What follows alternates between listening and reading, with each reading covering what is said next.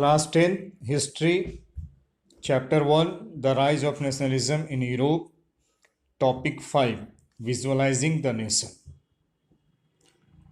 It is easy to represent a ruler through a portrait or a statue. But if we have to portray a nation, then what the face should be? तो जब nation state Germany में, Italy में बना और England में भी बना, तब ये सवाल आया कि क्या हम लोग राष्ट्र को एक पोर्ट्रेट के रूप में, एक तस्वीर के रूप में दिखा सकते हैं. Then artists in the 18th and 19th century found a way out by personifying a nation. तो 18th and 19th century में आर्टिस्ट ने ये सोचा कि हम लोग राष्ट्र को पर्सनफाई करते हैं, यानी व्यक्ति के रूप में उसको दिखाते हैं, एक पर्सन के रूप में उसको दिखाते हैं. एंड देन दे डिसाइडेड कि we should portrait nation as female figure. तो ये तय हुआ कि हम लोग फीमेल फॉर्म में नेशन को पर्सनिफाई करते हैं, but that particular woman is not in the real life. Rather it's out to give the abstract idea of the nation a concrete form. तो फीमेल फिगर को ऑप्ट किया गया, लेकिन वो फीमेल फिगर किसी रियल लाइफ की character नहीं थी, बल्कि वह एक एब्स्ट्रैक्ट आइडिया था राष्ट्र के बारे में. That female figure became an allegory of the nation. तो वही फीमेल फिगर जो है वह एलोगोरी हो गई राष्ट्र का, यानी वह एक रूपक हो गया. तो एलोगोरी मीन्स व्हाट? तो when an abstract idea is expressed through a person or a thing, an allegorical story has two meanings, one literal and one symbolic. तो एलोगरी कहते हैं उसको जिसमें कि किसी राष्ट्र को एक एब्स्ट्रैक्ट आइडिया के द्वारा हमें किसी व्यक्ति को या किसी चीज़ को रिप्रेजेंट करते हैं, एक्सप्रेस करते हैं, तो उसको एलोगरी कहते हैं. You have read in the French revolution that some artists use female allegory to portray ideas such as liberty, justice and the republic. तो फ्रेंच रेवोल्यूशन के दौरान में ये देखे थे कि लिबर्टी, जस्टिस और रिपब्लिक को रिप्रेजेंट करने के लिए कई पोर्ट्रेट बनाए गए थे. ये सब बेसिकली एक सिंबल है, एक प्रतीक के रूप में था. जैसे लिबर्टी के रूप में था, तो फ्रेंच रेवोल्यूशन के दौरान में देखे थे कि रेड कैप पे जो कि जैकबन क्लब के लोगों ने पहनना शुरू कर दिया था, दैट रिप्रेजेंट लिबर्टी. उसी तरीके से ब्रोकन चेन था. ऐसे ही जस्टिस का सिंबल है जो कि blind folded women carrying a pair of A weighing scale. हाथ में तराजू लेकर के और आंख में पट्टी बंधी हुई जो महिला होती है वह जस्टिस को सिंबलाइज करती है. Similar female allegories were invented by artists in the 19th century to represent the nation. और 19th century में इसी तरीके से कलाकारों ने फीमेल फिगर एलोगरी को बनाना शुरू किया जो कि नेशन को रिप्रेजेंट करता है. फ्रांस में जो एलोगरी बनाया गया एक नेशन को पोर्ट्रे करने के लिए, उसका नाम हुआ मरियाने, a popular Christian name which underlined the idea of a people's nation. तो मरियाने नाम रखा गया उसका जो एलोगरी है फ्रांस की, और इसके पीछे जो आइडिया था कि this is the people's nation, ये लोगों का राष्ट्र. And her characteristics were drawn from those of liberty and the republic, the red cap, the tricolour, the cockade. और मरियाने की जो तस्वीर बनाई गई उसमें लिबर्टी और रिपब्लिक को रिप्रेजेंट करने के लिए रेड कैप पे उनको पहनाया गया। उसके बाद में उनको ट्राई कलर दिया गया और एक कॉकेट दिया गया कि उनके सर के ऊपर में एक कॉकेट बना करके रखा गया। इसके बाद में मरियाने की जितने भी स्टैचू बनी उनको पब्लिक स्क्वायर में यानी चौराहे पे लगाया गया। उसके पीछे पर्पस क्या था? To remind the public of the national symbol of unity and to persuade them to identify with it, कि हर चौराहे पे लगाया गया मरियाने की तस्वीर को, उनके स्टैचू को, जिससे कि लोगों के अंदर में यह है एक विश्वास बिल्डअप किया जा सके, उनके अंदर में एक एकता का भाव लाया जा सके कि यह राष्ट्र उनका है। Marianne images were marked on coins and stamps also. इसी तरीके से जर्मनी का भी अपना एलोगरी बना, and the name of the German nation allegory is Germania. In visual representation से Germania wears a crown of oak leaves as the German oak stands for heroism. तो Germania को ओक के पत्तों का ताज दिया गया क्योंकि जर्मनी में ओक के हीरोइज्म को रिप्रेजेंट करता है।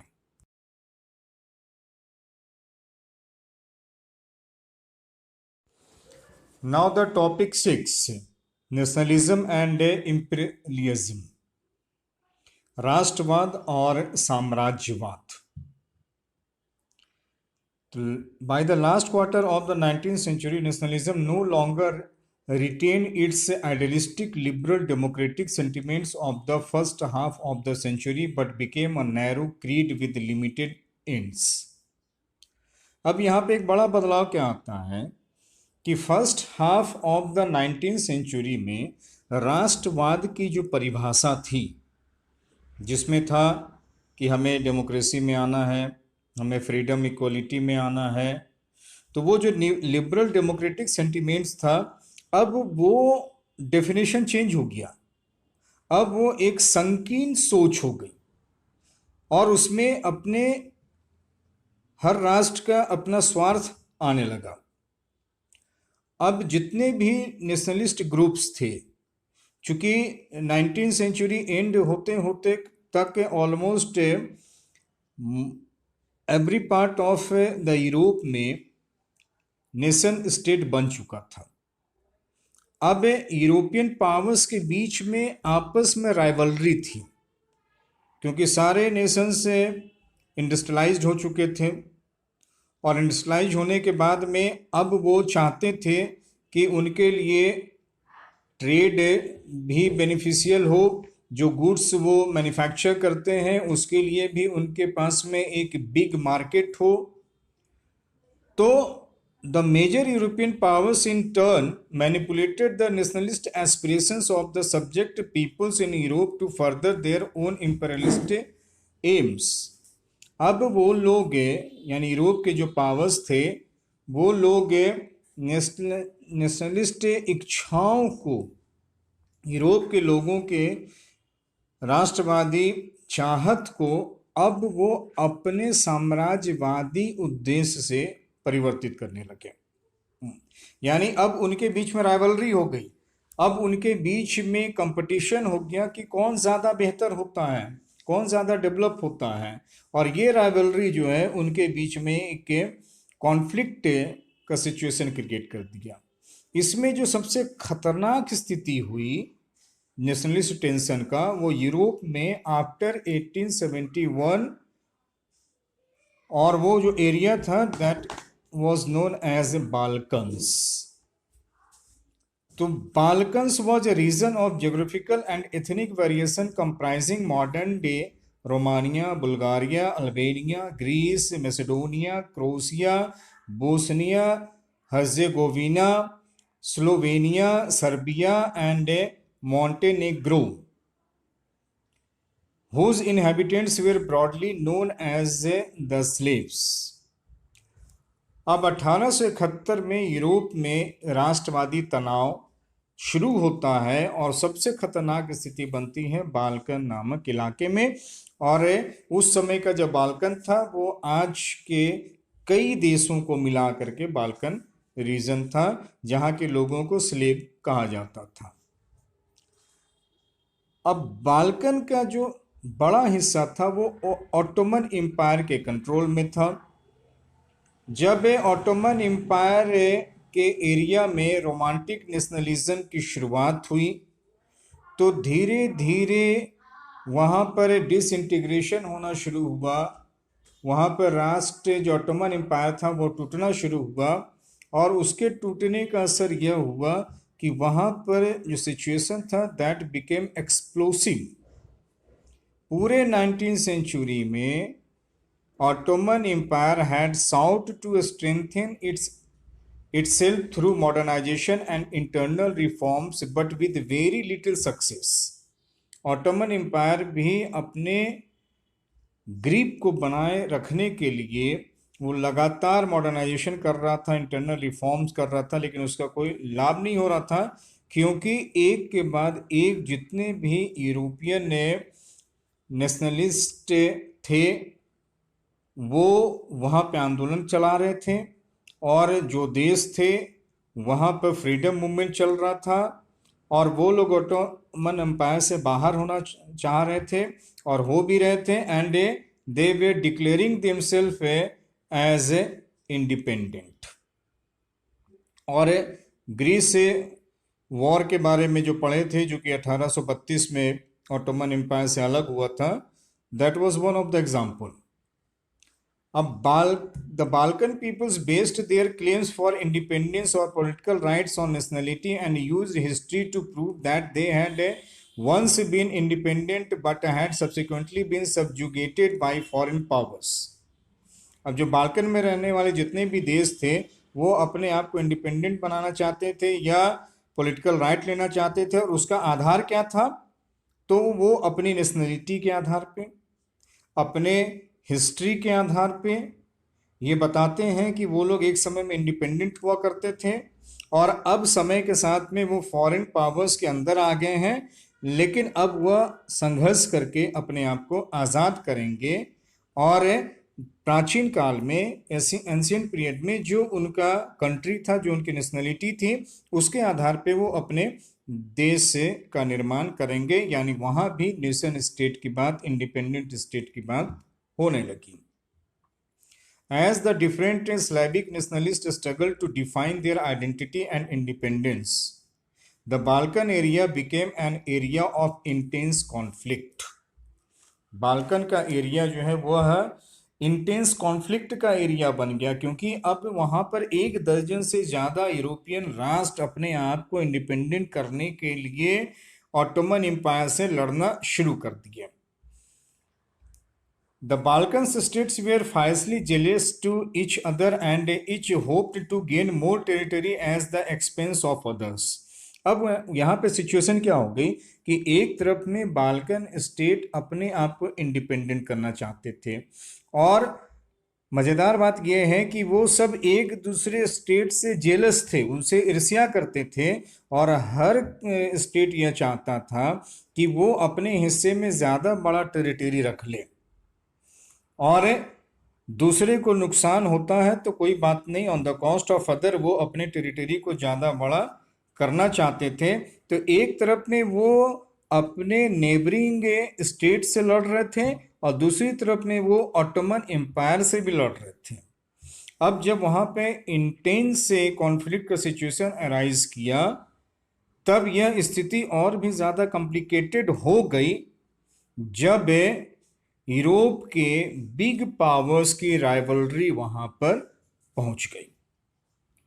और इस पीरियड में यूरोपियन पावर्स के बीच में ज़बरदस्त राइवलरी चल रहा था, न केवल ट्रेड में बल्कि कॉलोनी बनाने में, और साथ ही साथ नेवल एंड मिलिट्री ताकत में भी वो अपने आप को एक दूसरे से बड़े करने में लगे हुए थे। और उस समय में जो 4 मेजर यूरोपियन पावर्स थे, रसा, Germany, England and Austro Hungary, These rivalries were very evident in the way the Balkan problems unfolded. अब ये चारों देश चाहते थे कि वो बाल्कन में जो छोटे छोटे देश हैं उन देशों को मदद करके उनको इंडिपेंडेंट बना करके और उनको वो अपने अंदर ले लें, वहां पर उनका अपना कंट्रोल हो जाए. This led to a series of wars in the region and finally the First World War. और इन चारों बिग यूरोपियन पावर्स की जो राइवलरी थी और बाल्कन में जो इंटेंस कॉन्फ्लिक्ट डेवलप किया, उसी का नतीजा हुआ कि finally it converted into first world war. तो यूरोप के देशों के बीच में जो आपसी प्रतियोगिता हुई, and that rivalry, that competitiveness resultant in the first world war. अब नेशनलिज्म के साथ साथ imperialism. Imperialism means what? Imperialism means when a country decides that it should go beyond its own territory to capture the other nation. जब एक राष्ट्र यह सोचता है कि वह अपने क्षेत्र से बाहर निकल करके दूसरे देश को जीत ले, इसको साम्राज्यवाद कहते हैं, यानी अपने साम्राज्य का विस्तार करना. अब यूरोप में डिजास्टर हुआ इस इंपीरियलिज्म की वजह से, and that disaster was in 1914 as a world war first. इस 1914 तक यानी फर्स्ट वर्ल्ड वॉर तक दुनिया के बहुत सारे देश वो यूरोपियन पावर्स के कॉलोनी बन चुके थे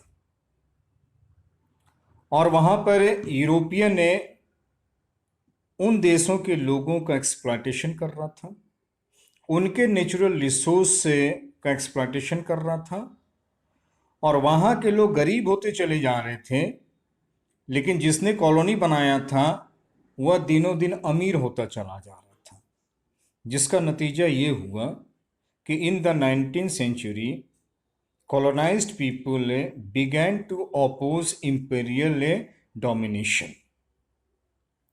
The anti-imperial movements that developed everywhere were nationalist in the sense that they all struggled to form independent nation state and were inspired by the sense of collective national unity forged in confrontation with imperialism. अब राष्ट्रवाद जो chapter की शुरुआत हम लोग किए थे, तो उस समय राष्ट्रवाद यह था कि हर देश को एक इंडिपेंडेंट नेशन स्टेट के रूप में डेवलप होना चाहिए, और वो उसके लैंग्वेज, वो उसके कॉमन हिस्ट्री, वो उसके कॉमन स्ट्रगल और उसके पास्ट के अनुसार से तय होना चाहिए. लेकिन बाद में यही डेफिनेशन जो है वो इंपीरियलिज्म में चला गया. अब उनको ये लगने लगा कि नहीं, नेशनलिज्म केवल अपने देश में नहीं बल्कि दूसरे देश पे कब्जा करना, इंपीरियलिस्टिक के एटीट्यूड रखना या दूसरे देश को अपनी colony banana, this is also the part of nationalism. लेकिन जिन देशों को गुलाम बनाया गया, जहां कॉलोनी इन लोगों ने बनाई, वहां के लोगों ने उनको याद करवाया कि नहीं, नेशनलिज्म की परिभाषा क्या थी? एक independent nation state, and that is what they are asking for. कि अब वो कॉलोनाइज्ड नेशन भी चाहते हैं कि वह एक स्वतंत्र राष्ट्र के रूप में, इंडिपेंडेंट स्टेट के रूप में वो डेवलप करें, और इसके लिए जो कॉलोनाइज्ड पावर है उनको उनके देश को छोड़ करके जाना पड़ेगा. अब यहां से नेशन स्टेट जिसको कि यूरोप ने एक नेचुरल एंड यूनिवर्सल रूप में स्वीकार किया था 18th सेंचुरी में, 19th सेंचुरी के शुरुआती दौर में, वह अब बदल गया था. लेकिन जिन देशों में कॉलोनाइजेशन हुआ था उन देशों के लोगों ने अपना स्ट्रगल जारी रखा, and they tried to tell the European people that the definition which you have made about the nation state and now it is converted into imperialism, now we are protesting it, and now we will struggle for our own independence, and that is what they succeeded in the 20th century when most of the colonized nation became an independent nation. तो इस तरीके से ये chapter की समाप्ति होती है यहाँ पे। और इसमें तुम लोगों ने ये सीखा कि पूरे के पूरे यूरोप में 17th सेंचुरी में जो नेशनलिज्म की शुरुआत हुई थी, वह नेशनलिज्म में यूरोप के देशों में आया। और फ्रेडरिक सोरो ने 1848 में जो एक यूटोपियन विजन कहा गया था उस समय में, जिसकी उन्होंने कल्पना की थी एक डेमोक्रेटिक सोशल रिपब्लिक की, अल्टीमेटली वह अगले 50 सालों में it became a reality in the Europe and also in the other part of the world. तो ये चैप्टर कंप्लीट हुआ और इसके साथ में ये अब टेक्स्ट बुक का क्वेश्चन होगा और आगे अगले चैप्टर की तरफ में हम लोग बढ़ेंगे।